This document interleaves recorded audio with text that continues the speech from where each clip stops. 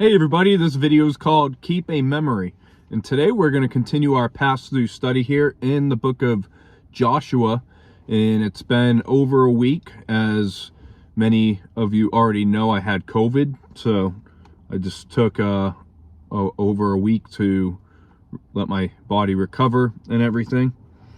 But we're going to look at chapter 4 today, where we're going to look at the memorials to the Jordan crossing. So Joshua chapter 4 verse 1 through 9 says, "And it came to pass, when all the people had completely crossed over the Jordan, that the Lord spoke to Joshua, saying, Take for yourselves 12 men from the people, 1 man from every tribe, and command them, saying, Take for yourselves 12 stones from here, out of the midst of the Jordan, from the place where the priest's feet stood firm. You shall carry them over with you, and leave them in a lodging place where you lodge tonight." Then Joshua called the 12 men whom he had appointed from the children of Israel, 1 man from every tribe.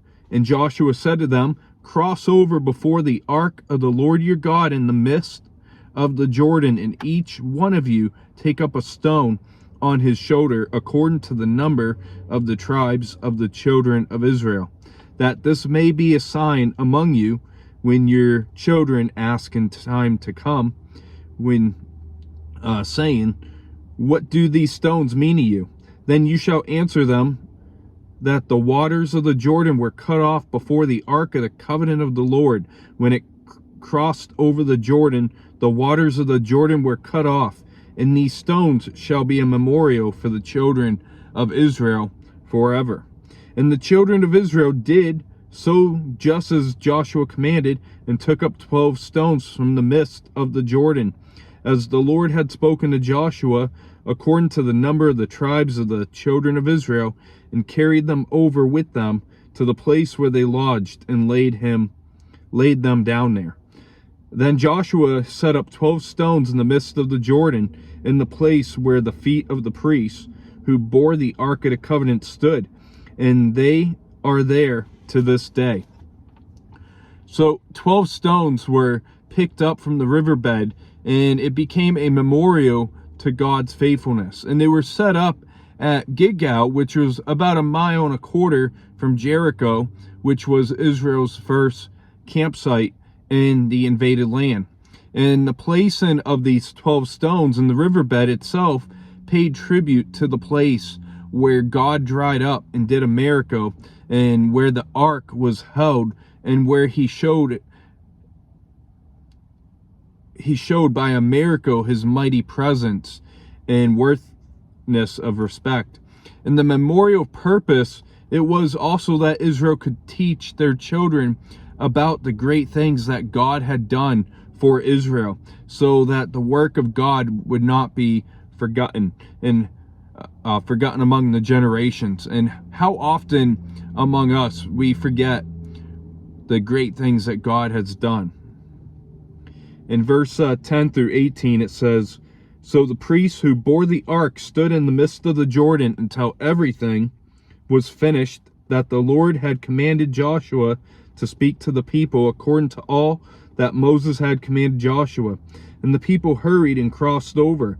Then it came to pass, when all the people had completely crossed over, that the ark of the Lord and the priests crossed over in the presence of the people. And the men of Reuben, the men of Gad, and the half tribe of Manasseh crossed over armed before the children of Israel, as Moses had spoken to them. About 40,000 prepared for war crossed over before the Lord for battle, to the plains of Jericho. On that day the Lord exalted Joshua in the sight of all Israel, and they feared him as they feared Moses all the days of his life. Then the Lord spoke to Joshua, saying, Command the priests who bear the ark of the testimony to come up the Jordan.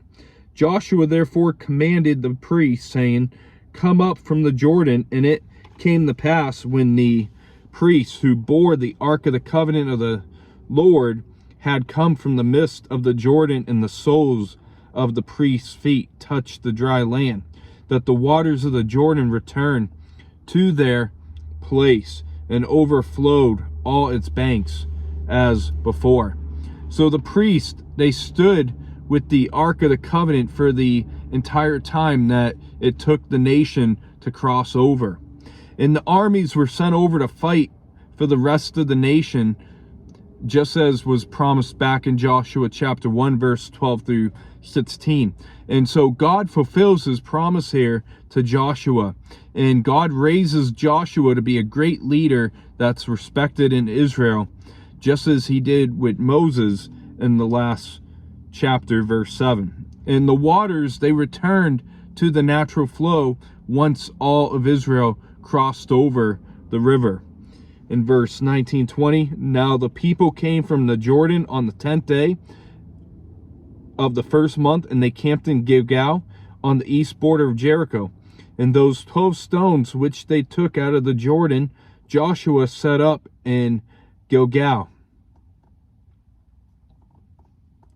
So Gilgal, it became the base of operations for the conquest for the entire promised land. And the memorial set up, it made most sense there. And Abib was within the month of, that equivalates to March or April in the calendar. In verse 21 through 24, and then he spoke to the children of Israel, saying, when your children ask their fathers in time to come, saying, what are these stones? Then you shall let your children know, saying, Israel crossed over this Jordan on dry land, for the Lord your God dried the waters of the Jordan before you until you had crossed over, as the Lord your God did to the Red Sea, which he dried up before us until we had crossed over, that all the peoples of the earth may know the hand of the Lord, that it is mighty, that you may fear the Lord your God forever.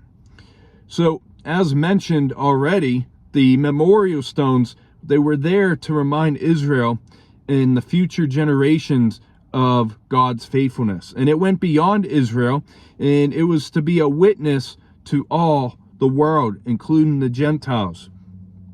And they were to witness here God's power and to fear God.